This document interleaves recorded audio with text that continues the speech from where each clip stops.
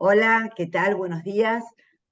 Hoy es lunes 5 de junio del 2023 y estamos en la clase número 10 de salud mental de la Escuela Superior de Medicina y me acompañan en esta reunión y en este teórico, pero que también intenta hacer un diálogo con ustedes, el doctor Aymar y el licenciado López Morales.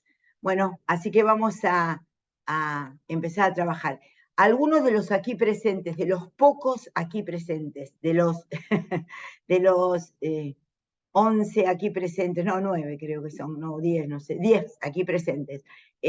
¿Tiene alguna duda que quiera consultarnos a nosotros con respecto al trabajo que van a presentar mañana, al examen que se va a desarrollar a partir de este trabajo integrador domiciliario que van a tener? ¿Alguien quisiera hacerme alguna pregunta con respecto a esto o con respecto a alguna de las clases anteriores?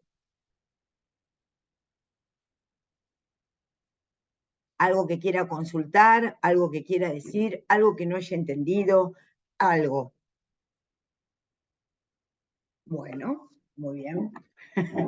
Eh, voy a trabajar, vamos a trabajar algo que tiene que ver con algo que van a ver muy frecuentemente en la clínica cotidiana, que es los llamados episodios de ansiedad. En el forzadísimo mapa de la clínica, ustedes van a ver que no consta ansiedad como porque ese mapa está armado como por estructuras, digamos, ¿no? Es como si yo les dijera, es un mapa de la clínica, y yo les dijera, bueno, en el mapa, por ejemplo, hola, ¿qué tal, Agustina?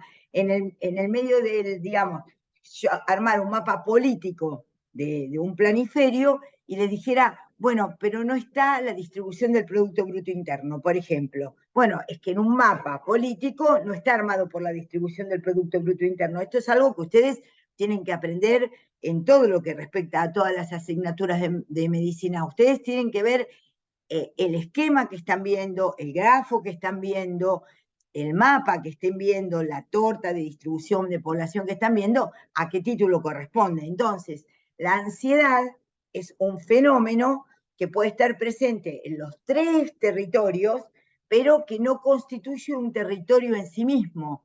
Sí aparece como un motivo de consulta muy, muy habitual. Hablando con el profesor titular, con Marcos, y con el JTP, Hernán, lo que advertimos es que por ahí no quedaba claro qué era el motivo de consulta, pero bueno, claro, nosotros nos basamos en que también ustedes están viendo semiología en lo que corresponde a la clínica médica, y pensamos que por ahí eso en la constitución de la historia clínica había sido trabajada en otras asignaturas. Por las dudas vamos a aclararlo en la nuestra, que no cumple otras, no es diferente a las de las otras áreas o especialidades de la medicina, digamos. El motivo de consulta es lo que dice el paciente, lo que expresa el paciente como causa de esa consulta, digamos. Puede venir a decir, vengo porque me duele la cabeza hace 5 días, puede decir, vengo porque no tengo menstruación hace un mes, puede decir, vengo porque adelgacé de peso, vengo porque me siento mal y no sé qué pasa. ¿Se entiende esto? El motivo de consulta es lo que trae el paciente o el consultante, como causa de ese pedido de consulta, motivo de consulta. Quiere decir que el motivo de consulta es lo que dice el consultante, no es lo que ustedes diagnostican. Ustedes diagnostican sobre lo que dice el consultante. El motivo lo trae el consultante. El diagnóstico, tratamiento y pronóstico lo elaboran ustedes con el saber médico. No sé si querés plantear algo, Marcos y Hernán, con respecto a esto, o alguna pregunta que tengan para hacer, obviamente los estudiantes, ¿no? Pero nos parecía que eso a veces no quedaba claro y, bueno, nosotros le damos psicosemiología, pero entendimos que por ahí en otras asignaturas esto había quedado claro y queríamos aclararle la nuestra. Sí, Marco y Andrés, si quieren comentar algo con respecto a esto. No, no, básicamente un poco esto que hemos estado charlando, María Clara, que muchas veces el motivo de la consulta, a veces me preguntaban los chicos cómo lo describen en una historia. Muchas veces se toman las palabras del paciente, ¿no? O sea, a veces suele poner, porque es algo como textual que nos queda mal, entre comillas, decir, bueno, me Y duele hasta se la pone panza, entrecomillado, Marcos, ¿verdad? claro, Se pone entrecomillados. entrecomillado. Me duele el estómago después de comer. Claro, exacto. Y eso siempre hace referencia a lo que dice el paciente. Como dice María Clara, después ustedes, obviamente, cuando, que va a seguir desarrollando un poco, entiendo lo que es la historia clínica, cuando uno hace ya una anamnesis, perdón, un examen del estado psíquico actual, ahí sí tienen que poner, traducirlo al lenguaje médico. Yo les daba el ejemplo en la clase, en el práctico, por ejemplo, si el paciente dice siento que no puedo respirar, que me falta el aire cuando camino, el examen psicosemiológico, semiológico sería en ese caso, ustedes ponen disnea, o sea, como la traducción, porque si no, tampoco puede ser la historia clínica toda color. Creo que el motivo de consulta queda bien, digo porque mañana ustedes presentan un examen, entonces, bueno, todas estas cosas, hay pocos acá presentes, el resto los trabajamos en evaluar. ¿No? El motivo de consulta, en principio, puede ser así, ¿no? Tomado con una palabra del paciente. Eso nada más un poco lo Y que quiero podría agregar. decirles esto, y ahora le paso la palabra a Hernán.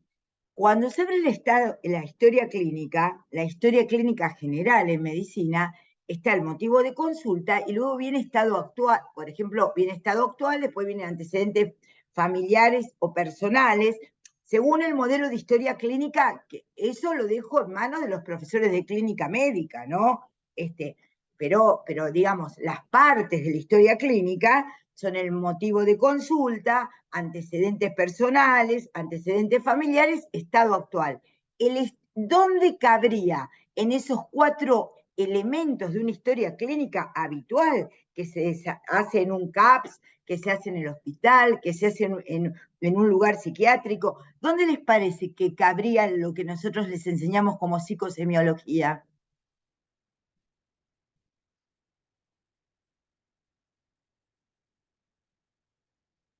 Muy bien, Agustina, muy bien. En el estado actual.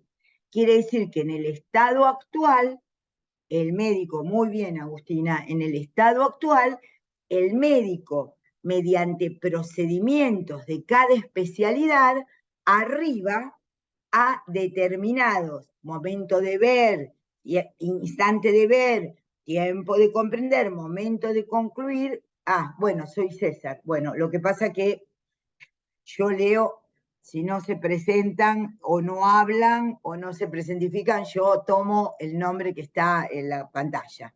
¿Eh?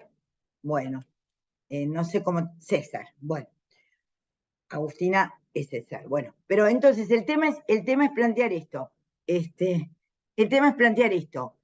Es muy importante que ustedes vayan, por eso la currícula es integrada, digamos, por eso la currícula es integrada. Entonces, de hecho, la currícula es integrada porque ustedes van aprendiendo la práctica de la medicina de diferentes asignaturas, pero que entre todas, digamos, salud mental les tiene que permitir ser mejores clínicos.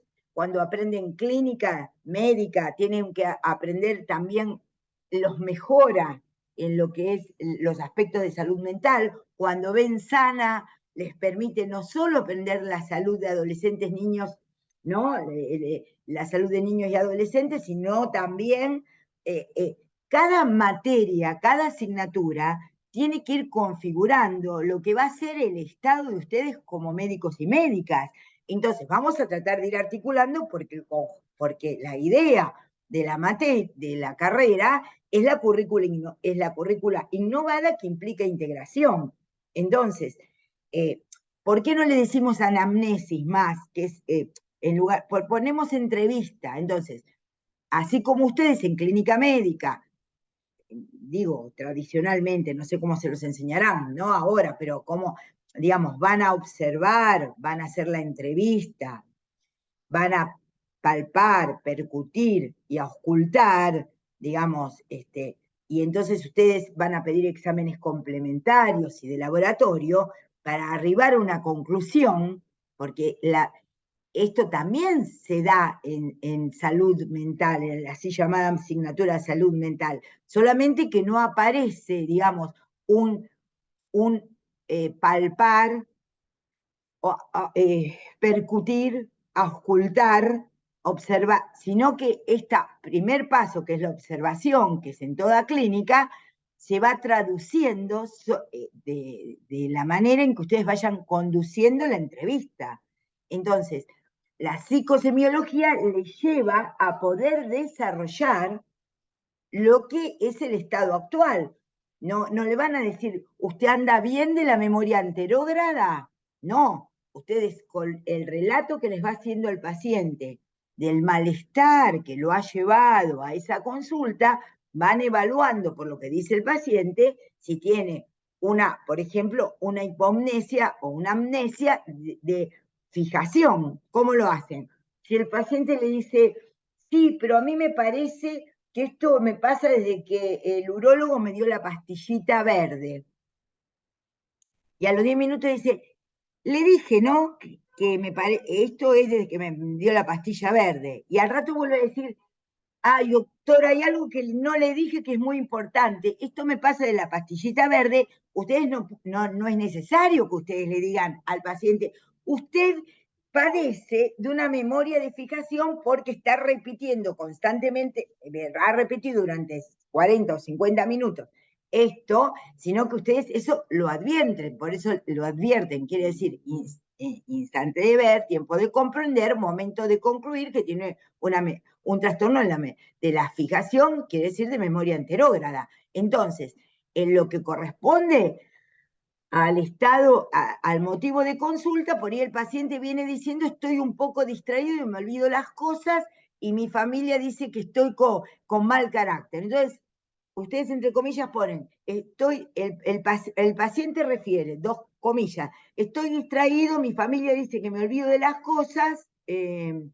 ahora te doy la palabra, y estoy un poco, y me enojo mucho. Eso lo ponen entre comillas. Abajo eso como se va de alguna manera a plasmar porque no es solo traducir al lenguaje médico, el estado actual muestra el estado de lo que padece el paciente y el estado de lo que saben ustedes.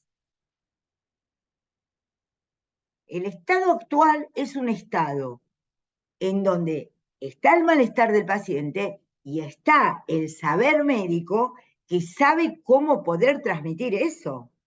Transmitir eso a los otros personas del estado del equipo de salud, a otros profesionales de otras áreas, dentro de la salud mental o dentro de otras áreas, en donde si tienen que evaluar después tal o cual enfermedad del paciente y no sé, están evaluando una anemia, por decirles algo, les pueda servir que el paciente esté, por ejemplo, no del todo con euproséxico, porque está distraído, pero en el estado actual no se pone distraído se pone en el motivo de consulta. Perdón, Hernán, le damos la palabra a alguien que había levantado la mano, no sé quién es. Todo, profe, Iván. Iván, para un poquito que te busco. Sí, te escucho, Iván. Profe, ¿me escuchás? Sí, te escucho, no estás con cámara, ¿no? No, pará. Ahí Sí, está. gracias. Sí, sí. Sigamos. Profe, te quería hacer una pregunta sobre el motivo de consulta. Sí, Porque, viste que nosotros habíamos discutido eso con mi grupo, que eran las palabras del paciente. Pero en caso de que venga, o sea, acompañado y no puede hablar, porque está confuso o porque, no sé, está somnoliento. Eh, ¿cómo pones el motivo de consulta? ¿Pones lo que dice muy el bien, muy bien. acompañante? Muy bien, claro, muy bien. Pones estado actual. Paciente que por no estar lúcido se le dificulta el hablar, punto, cerrar la comilla, los familiares o acompañantes refieren que, abrís comillas. Perfecto. Bueno, muchas gracias. ¿Te parece bien, Marcos, esa manera? Es como lo hacemos habitualmente. Sí, sí, perfecto, sí, sí, tal cual. Es como lo hacemos habitualmente, ¿me entendés? Claro, porque también en pediatría el niño no va y dice, tengo un dolor de estómago preponderantemente después de comer o en ayuno. No, no, la madre dice, se toca la panza y no quiere comer o come mucho. Entonces, bueno, también el motivo de consulta, obviamente acá se dan cuenta que somos habitantes del lenguaje y que podemos expresar nuestro malestar según encontremos las palabras. En nuestra calidad de pacientes, como dice Susan Sontag, todos venimos con dos pasaportes, el pasaporte de sanos y el pasaporte de enfermos. Inexorablemente en nuestra vida utilizaremos ambas nacionalidades, ¿no? Entonces, obviamente hay algo que hay personas que pueden expresar el malestar con mucha mayor rigurosidad y hay personas que por una cuestión de estimulación, por una cuestión social, por una cuestión de no estar tan conectados a un determinado a expresar lo que les pasa, pues esto no se depende de saber medicina o no, ¿eh? Hay gente que puede expresar muy bien lo que le pasa y hay otra gente que no puede expresar. Entonces, nosotros tenemos que hacer todo un trabajo de poder acercar a las personas palabras que le permitan expresar su malestar. ¿Se entiende? Bueno, y así, digamos, y así también poder operar, ¿no? En relación a su malestar. Hernán, te doy la palabra por si querés comentar algo de esto de la historia clínica. Sí, o lo que sea. Sí, no, más que nada un comentario me hicieron varias preguntas por el campus, que en una de las preguntas de la consigna refería identificar problemas vinculados a nuestros contenidos, ¿no? Son problemas de salud mental de la situación clínica, ¿no? Problemas de los contenidos de la asignatura. Sí, porque algunos pensaban que eran identificar los problemas de nuestros contenidos. No, son identificar los problemas de Es esa que también situación podríamos clínica. preguntarles, y ojalá yo les pudiera preguntar a cada uno de ustedes, ¿qué problemas identificaron nuestros contenidos? Y alguien me pudiera decir alguna palabra, pero en realidad es nuestra asignatura en relación a otras asignaturas. Bueno, ustedes vieron episodios de excitación psicomotriz hasta ahora, ustedes vieron episodios de amnesia hasta ahora, en situaciones clínicas de médicos generalistas, porque les vuelvo a decir, nosotros no les estamos dando un curso de la especialidad. Esto no es un curso de la especialidad. Esto es lo que necesitan saber de salud mental, psiquiatría, psicopatología, para atender pacientes de clínica general, ¿no? Como médicos generalistas. Estos son aportes al trabajo de la formación del médico y médica generalista. Hay alguien que está con interferencia en el audio. Claro, y ahí, bueno, lo habrán podido ir resolviendo. Mañana ustedes nos van a entregar los trabajos, nosotros los vamos a ir leyendo, después vamos a ir haciendo entrar grupo por grupo para continuar el examen, digamos, la evaluación que implica lo que ustedes estuvieron seguramente trabajando en grupo, no sé con qué interés, no sé con cuánto interés y no sé con cuánta asiduidad, porque bueno, eso depende particularmente de las personas también y de los grupos. Entonces, entonces, entienden que el motivo de consulta puede ser me siento angustiado, me siento deprimido, me siento nervioso, me duele la panza. Pueden ser, ahora, eso no va a estar plasmado en el mapa de la clínica. ¿Por qué? Porque de ese conjunto de signos y síntomas, ustedes como médicos y médicas van a tener que resolver en qué continente están. El motivo de consulta es un malestar expresado por el paciente.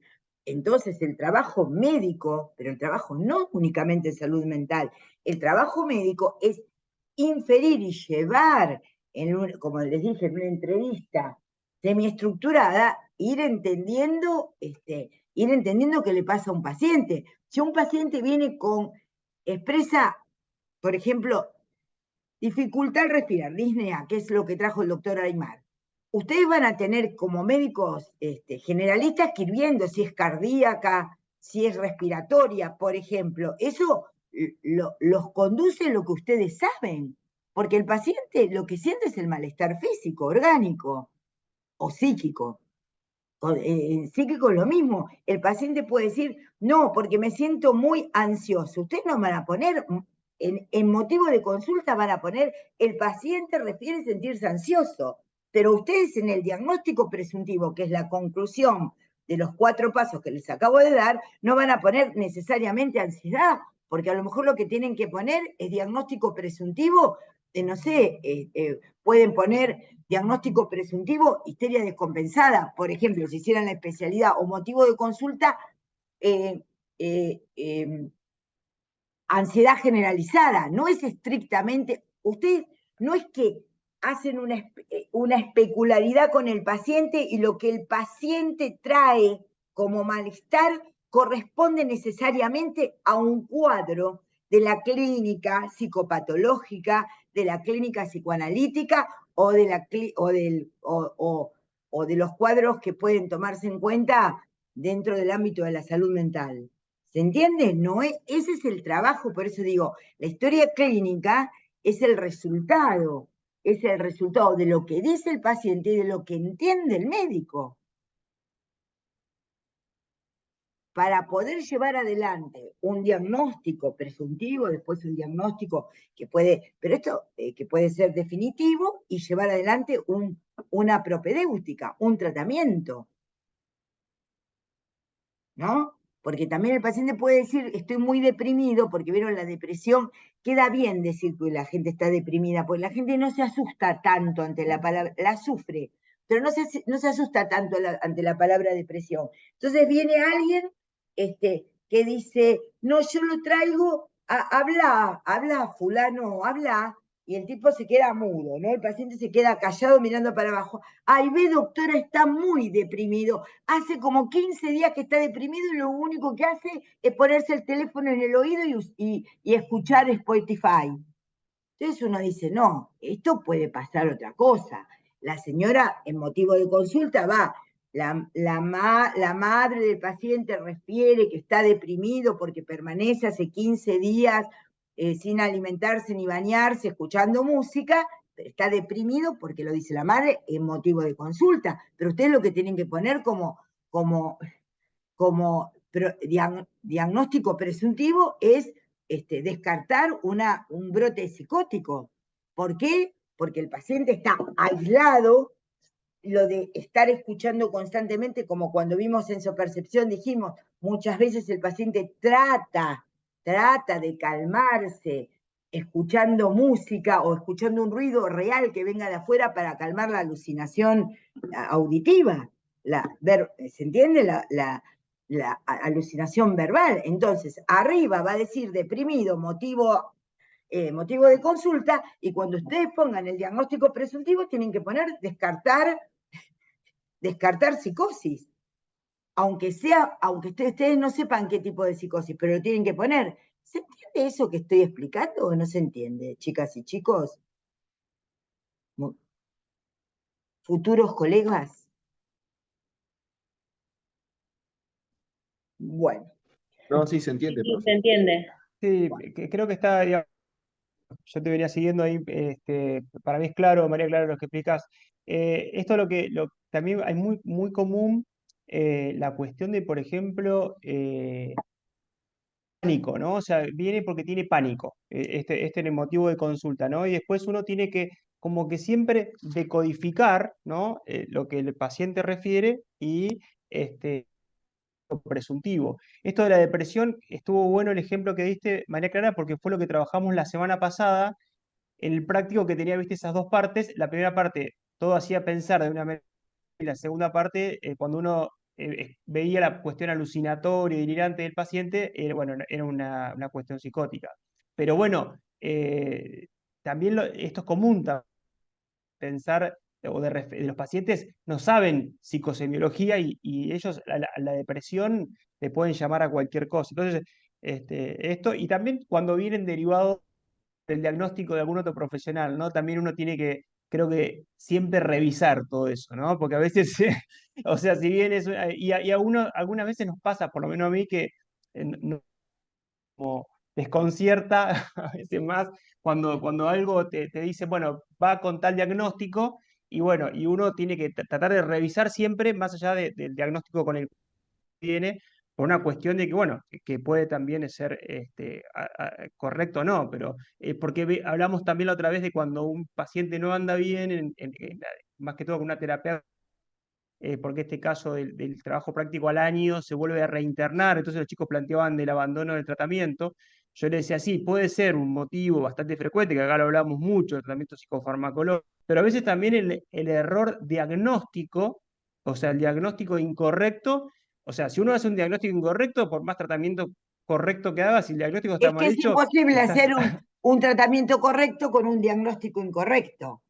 por eso, claro, exacto. Entonces, esto de la depresión y toda esta cuestión es muy importante de escucharlo al paciente, además de ver la cuestión afectiva, porque, bueno, la terapéutica tiene que estar adecuada al diagnóstico. Ustedes si diagnostican en clínica médica una afección y tratan por otra, va a funcionar el tratamiento, pero porque está mal diagnosticado, ¿no? También puede estar bien diagnosticado y mal tratado, o sea, puede ser también un error en la terapéutica, o sea, ahí a lo mejor hay que arreglar el tratamiento Y aparte, farmacológico. lo que vamos a decir, Marcos, es esto, que ustedes están a nivel del grado. Entonces, nadie va a hacer una interconsulta con ustedes, perdón, no es por nada, apenas se reciban de ningún orden. Ustedes van a hacer la interconsulta, pero ustedes no van a ser los profesionales interconsultores. Entonces, nosotros les vamos a dar los elementos para las primeras fases de su carrera y ojalá que estos elementos, ojalá, yo qué sé, es muy random, ¿no? Que pase, yo qué sé, pero les sirva para el resto, para seguir organizando el conocimiento médico que vayan ganando a lo largo de su carrera, porque estudiar hay que estudiar todos los días en medicina, ¿no?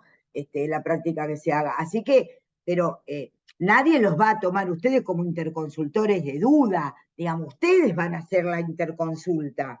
Entonces, para este ejemplo particular de lo que es motivo de consulta, que no quedaba claro en los prácticos, no quedaba claro en los prácticos, no quedaba claro en la resolución del práctico.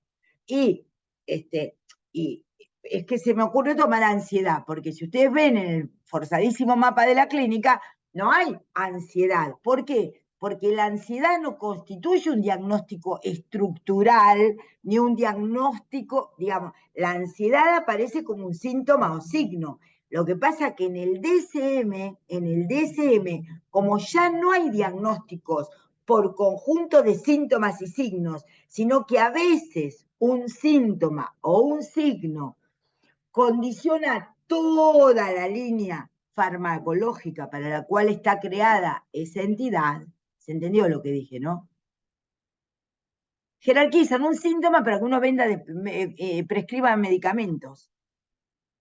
Entonces la gente viene, porque los medios de comunicación también lo hacen, porque las redes lo hacen, si hay que vender, si hay que vender inhibidores de la recaptación de serotonina, bueno, toda la gente va a venir a decir que está como ansiosa y con un poco de fobia, ¿me entienden lo que les digo? Bueno, pero eso ya nosotros les tratamos de dar elementos para que ustedes como médicos generalistas puedan advertir cuándo tienen que derivar con mayor urgencia porque haya que internar o resolver un problema en la urgencia. No porque ustedes vayan a saber con estas 10 clases que le dimos, vayan a saber la especialidad. La especialidad es mucho más compleja, la especialidad es amplia, como todas las especialidades que se ven en medicina, y bueno, ustedes es para resolver, para que ustedes identifiquen algún tipo de problema. Por ejemplo, esto de la ansiedad. La ansiedad, que es justamente uno puede decir un síntoma que trae el paciente y también es un signo que se puede evidenciar por la observación y en la entrevista, digamos, la ansiedad como ese malestar de la afectividad que hace que el paciente tenga esa, voy a tomar la palabra de Freud, una expectación ansiosa, dice Freud, una espera nerviosa. Creo que está tan bien descrito por Freud que es la ansiedad, ese estado de nerviosismo por lo que va a suceder. Entonces, en ese punto, el paciente siempre está con un plus, digamos, de hipertimia displacentera, temiendo lo que va a pasar, y esa hipertimia displacentera que también voy a apagar el aire acondicionado porque me dio calor.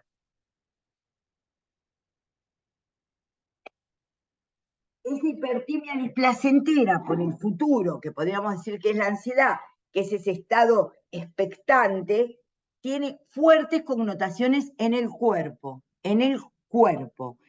Entonces, ¿qué describe Freud? Freud describe en 1895 lo que después, años después, van a hacer que descubren llamado ataque de pánico, ¿no? El ataque de pánico es un ataque de ansiedad, ya descrito en 1895 por Freud, en un texto señero que se llama de por qué diferenciar la neurosis de angustia del resto de las neurastenias. Bueno, entonces Freud ahí lo que plantea justamente es que hay equivalentes corporales de la ansiedad. Entonces pone desde el vértigo, una emoción del displacer que con algún proceso lingüístico y cognitivo se conforma. No sé, César, creo que vos sos César, ahora lo preguntás, ahora te doy la palabra porque no puedo seguirte en el chat, ahora te doy la palabra. Entonces hay elementos corporales que tienen que ver con la ansiedad. Yo les voy a decir lo que yo entiendo, ¿no? La ansiedad médicamente siempre se postula como esto que ha planteado Freud, con lo que tiene que ver con el futuro. Ay, porque tengo que dar examen, ay, porque no sé si llego a fin de mes. En general se postula por elementos por pendientes del futuro, ¿no? Por cosas pendientes del futuro. Me pasa tal cosa, me pasa la otra, no sé si voy a poder. Y tiene que ver mucho con la sensación de potencia e impotencia que tenga el paciente. Y estos equivalentes corporales, voy a decirles los más notables, pero la estructura de los equivalentes corporales, van a ver cuando se los dé, cuando se los vaya diciendo, tienen que ver con las funciones básicas. La ansiedad, la hipertimia displacentera, lo que nos hace es hacer sentir el cuerpo raro. Primero, para vivir, ¿qué tenemos que hacer? Respirar. ¿Qué siente el paciente? Que le falta el aire. Para vivir, ¿qué tenemos que hacer? Tiene que latir el corazón. ¿Qué siente el paciente? Que le late lento, mal o rápido. Taquicardia. ¿Se va entendiendo, no? Para vivir en sociedad, ¿qué tenemos que tener? Bipedestación. ¿Qué siente el paciente que sufre ansiedad? Trastorno del equilibrio. Para vivir, ¿qué tenemos que hacer? Comer o tienen mucha hambre, bulimia, digamos, o tienen atracones o tienen anorexia, ¿sí? O tienen trastornos gastrointestinales, que pueden ser, digamos, diarreas. Chicos, vieron que no se dice colitis, digo porque el aumento del agua en la materia fecal, quiere decir que no haya heces configuradas como tales, ese formato se llama diarrea, no tubecolitis, porque ya que están en cuarto año pueden decir diarrea. Entonces no importa cuántas deposiciones diarreicas, se aumentó el agua en la deposición fecal, se llama diarrea. Si hay múltiples deposiciones, se ponen múltiples deposiciones diarreicas, ¿sí? Dicen colitis para ser finos. Colitis es una enfermedad que tiene que ver con el forzadísimo mapa de la clínica, puede ser estructural, puede ser una colitis ulcerosa, una enfermedad de Crohn, lo que sea. Pero por favor no pongan colitis como síntoma de que le aumenta el agua, la materia fecal, o que no tienen ese forma. Bueno, entonces tiene de la alimentación, o más hambre, o menos hambre, o diarrea, o constipación. ¿Qué otro? El vértigo, ya se los dije, la cuestión respiratoria, la cuestión cardíaca, y con el vértigo lo que les quiero decir es muy habitual el mareo. Ay, yo siento que me mareo, yo siento que me desmayo, hombres y mujeres. En ese momento sentí que se me desbarrancaba el mundo, yo se los dramatizo así porque es como si fuera, ¿no? Porque creo que así lo pueden aprender de alguna manera en particular. Obviamente que es mucho más prevalente que ustedes tengan un cuadro de ansiedad con esos síntomas, sino que tengan una CB, que va a debutar una enfermedad de Crohn con ustedes. Bueno, no sé si se entiende. Aparte que va a estar diarreico, ¿cuánto tiempo? ¿Entienden?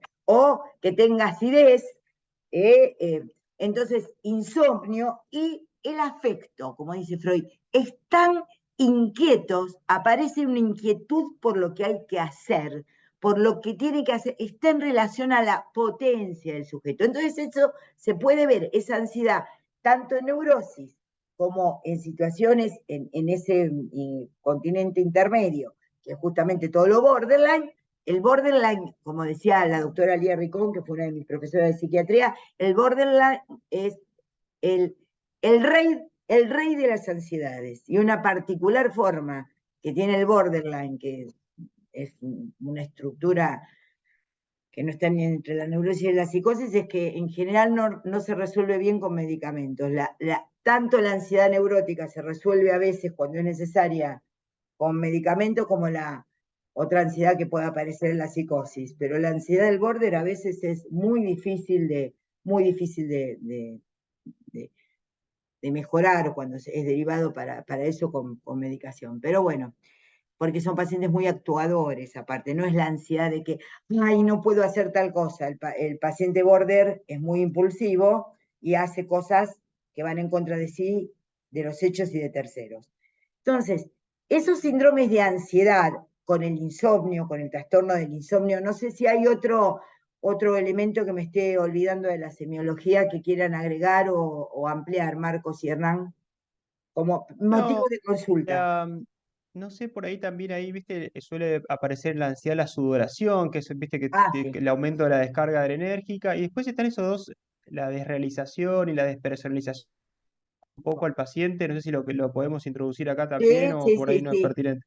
Desrealización y despersonalización, dice Lacan, cuando la desrealización y despersonalización, dice Lacan, son las cosas más habituales que les pasan a los neuróticos y a los borders. Quiere decir que, ay, en ese momento no sabía si estaba ahí o no había estado, ya lo vimos con el fenómeno de lo ya visto, de lo nunca visto, de lo ya relatado o no relatado, pero la despersonalización es que uno no sabe en ese momento, cuando él vino y me había dicho que nunca más lo iba a ver, en ese momento yo no sabía si era yo, lo estaba soñando. Si ustedes oyen que un paciente o una paciente dicen, eso no van a creer que es un psicótico, ¿no? Ya cuando hay tanto relato, ay, que me parece, ya me parece, ustedes ya van para el territorio de arriba, ¿o les parece?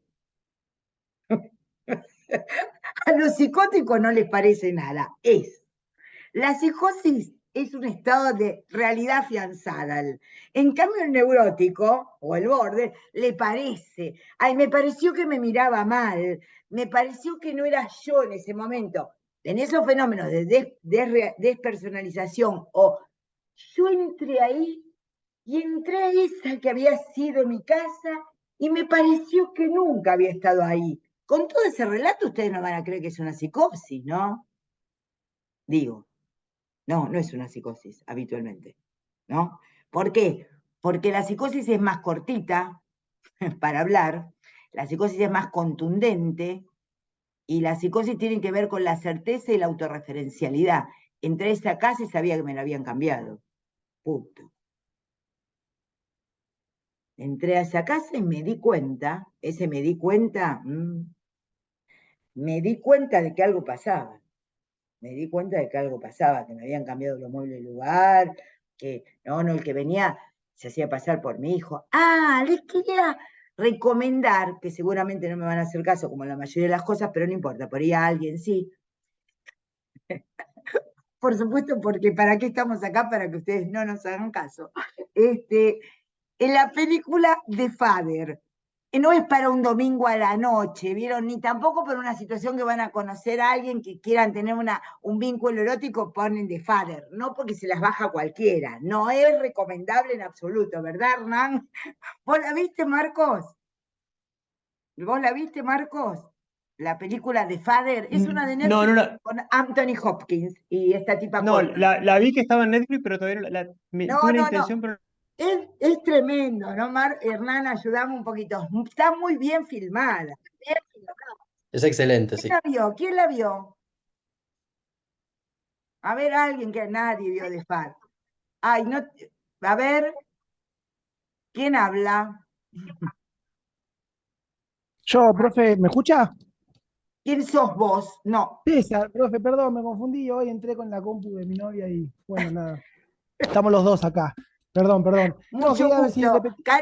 Cariños a tu novia, gracias. Ah, Agustina, ¿qué tal? Mucho gusto. Estudia no, medicina, pero porque le gustan las clases y se entusiasma y se anota. ¿Qué tal? nosotros, no, somos estudiantes de medicina los dos, estamos los Muy dos acá. bien, muy bien. Dale, ¿la viste? ¿La viste con No, quería Agustina? preguntar el nombre exactamente. Quería ver si me decía exactamente. Mm. El nombre, ¿lo puede pasar, profe? El padre en inglés, The Father. Perfecto, perfecto, es lo que no había entendido, gracias. Y es pero está muy bien hecha porque es una demencia, pero el director y los que hacen el argumento tienen el buen tino de no hacer como esos malos directores que agarran y lo que no es real te lo ponen en blanco y negro o con un humo, como diría Velasco, cuando no saben cómo hacer la psicosis le ponen un humo, ¿no? Entonces, la psicosis es todo lo contrario a la confusión, pero cuando te ponen un humo los directores argentinos, vos tenés que entender que es. Entonces, ¿qué es? ¿Qué hace? ¿Qué logra esa película? Esa película logra, es una excelente película para entender qué es la demencia, logra hacernos identificar con lo que vive el paciente. El paciente viene, uno le dice que es el hijo, viene el otro le dice que. Entonces es tremendo porque uno, como espectador, va sufriendo las variaciones del sentido de realidad, ahora voy a la realidad, que tiene el protagonista. ¿Se acuerdan que cuando vimos psicología, seguramente yo se los di, pero ya también se lo olvidaron porque para qué se van a estar acordando, pero ¿se acuerdan que les dije que cuando Spielberg pone tiburón, ya uno sabe que va a ser el padre en inglés de Aisterman? Muy bien. Cuando Spielberg hace tiburón, ya se sabe la película que va a ser, que va a ganar 25 mil millones de dólares, porque, digamos, uno que se imagina, uno que es un tarambana, ¿no? Se imagina un tiburón, entonces uno se imagina viendo un tiburón de lejos y la cámara que se va acercando. Eso porque nunca vamos a ser directores de Netflix, lamentablemente, ni guionistas, ni nada, que a mí me encantaría, pero no. Bueno, la vida me ha llevado por otros caminos. Entonces, ¿qué hace la cámara cuando empieza Tiburón? Empieza a moverse y uno empieza a ver los pies de los bañistas, digamos, ¿no? Un poquito arriba, abajo. Y uno dice, ¿dónde está el tiburón? Hasta que se da cuenta que el tiburón es uno, es la cámara. El lugar del espectador es el lugar de la cámara. En esta película es muy interesante porque nosotros para entender la película tenemos que entender que eso es lo que le pasa al protagonista. Bien, salvado estas dos grandes películas que tienen que ver con la lectura de situaciones, ¿para qué les comento películas? No porque estemos haciendo comentario de cinematográfico ni de texto, sino porque el hablar con las personas, el entender las personas y la práctica médica tienen que ver con la comprensión y la lectura de las situaciones que podemos justamente llevar adelante, así como ustedes ven, tienen un laboratorio de simulación clínica, las películas o los comentarios que hacemos de la realidad cotidiana son son laboratorios vivos, laboratorios cotidianos de lo que implica la lectura de situaciones, la interpretación de situaciones, ¿sí? Entonces, por eso hacemos comentarios de películas. Entonces, la Perdón, ansiedad, sí. hay otra película así como para ahí, como para del tema de la demencia, que es Siempre Alice, Still Alice. Ah, sí. Ah, También es para Alice, verla, no, claro, muy sí, lindo. no es para verla tampoco, hay que mirarla en un momento, es muy triste, pero demuestra todo lo que es la demencia de inicio precoz en una persona que es profesional, la Profesora verdad que de es lengua, excelente. profesora Sí, de sí. lengua. Así que bueno, otra más para mirar ahí. Esa, esa película hasta tiene un logro particular, que es el nombre en inglés, porque Alice, todos los que hemos leído un poquito, cada vez que nos dicen Alice, pensamos en los libros de Lewis Carroll, digamos, Alicia tras el espejo, Alicia, ¿se entiende? Y hasta logra ese efecto paradigmático de poner Alice still, creo que es verificalo, Hernán, que me parece que es Sí, sí, todavía Alice, ¿se entiende? Still Alice. sí, Entonces, si fuera en francés, esto para Hernán que sabe, sería Alice encore, o lo que significa Lacan, pero es un chiste de lacanianos. Bueno, entonces, ¿no? Entonces ahí se muestra muy bien la actriz de Todavía Alice, y aparte tiene acá, ella usa una mariposa, porque es ahí se ve claramente la identificación al objeto, porque a ella le gustan las mariposas, y eso se lo regaló su papá, y las mariposas son animalillos que duran solamente 24 horas. Quiere decir que precozmente ella va a dar por terminada su enorme vida intelectual, porque teniendo 50 años, me parece, una cosa así, empieza a fallar la memoria. Sí. Volvamos a la ansiedad. Entonces, la ansiedad trastorna todos los... tiene expresión en el afecto, como nerviosismo, como lo pendiente, como la puesta en duda de la potencia sobre lo que uno va a realizar, y también, digamos, tiene estos equivalentes corporales de la ansiedad, que es que el cuerpo empieza a mostrarse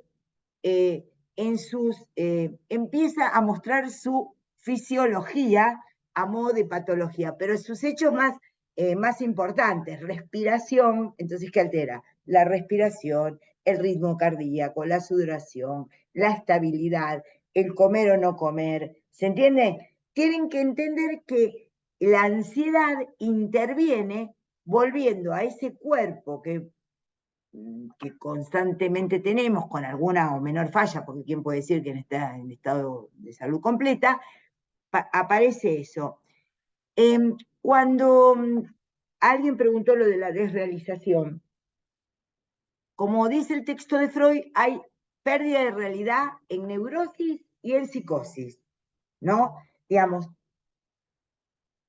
hay un elemento, hay una forma en la subjetividad, se llama fantasma para el psicoanálisis, que es lo que nos permite justamente entender el adentro y el afuera y permanecer en el mundo más o menos sabiendo que somos nosotros.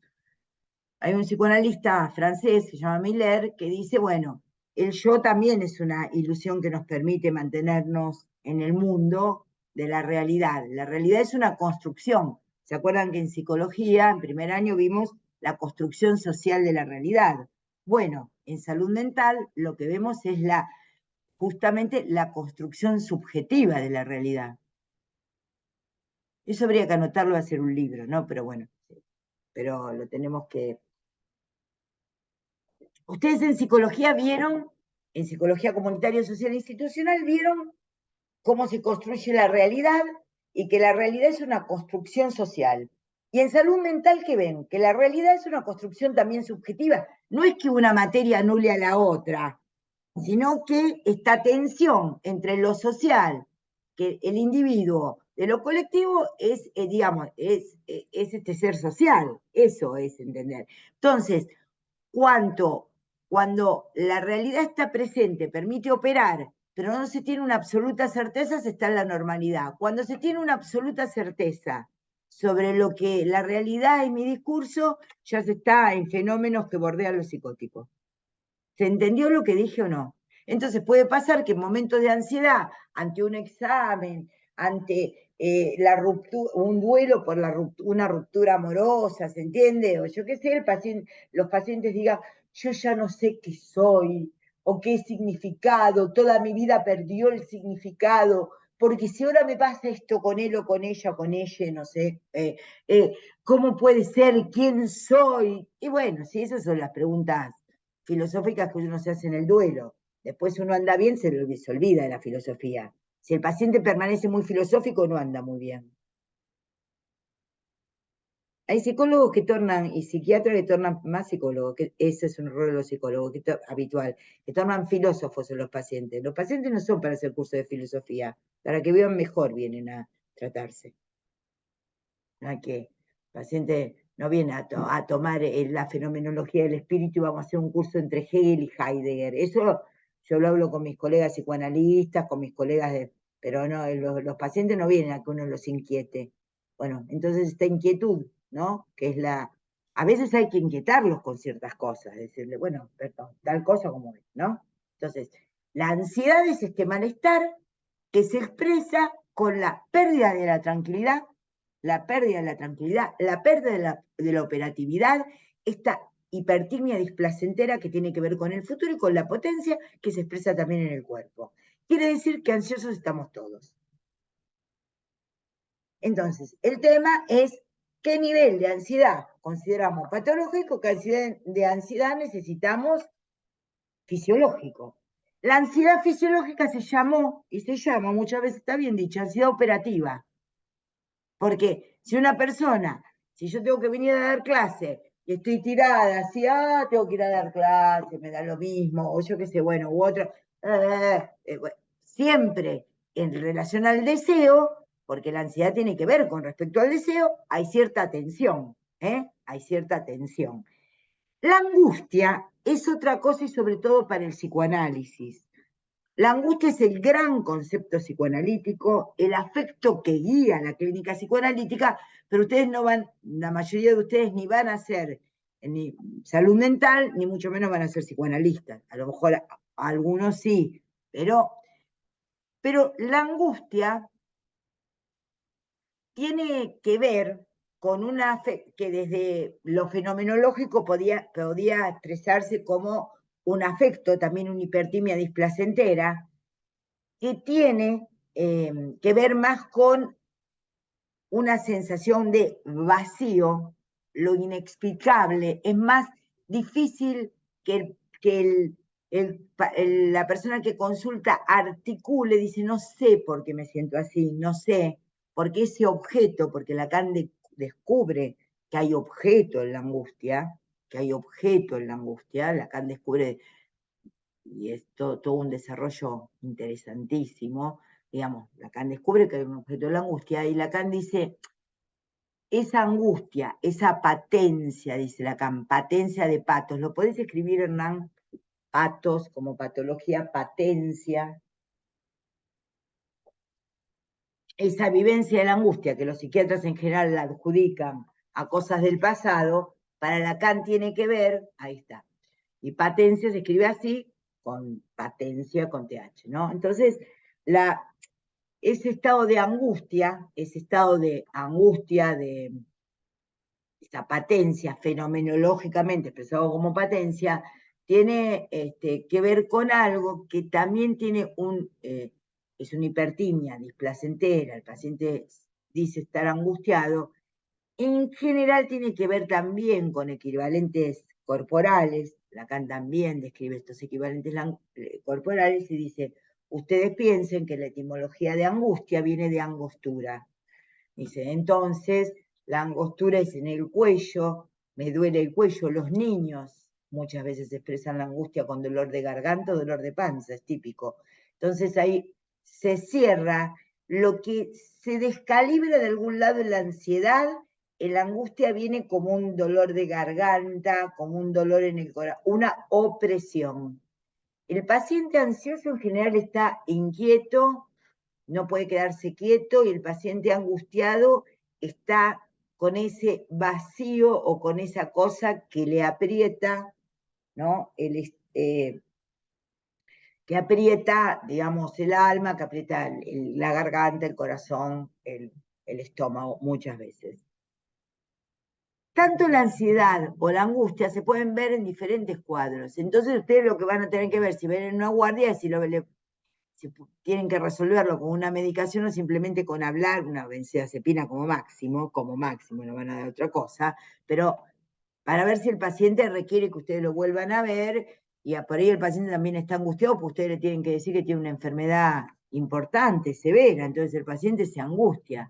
Lacan dice que siempre que hay angustia es porque hay una señal, se llama angustia señal, de que hay un deseo que la persona no entiende, ¿no? Que el sujeto no entiende. Entonces aparece esa angustia que describieron particularmente los existencialistas, los filósofos, digamos, en donde está presente la angustia como una patencia básica de lo humano, ¿no?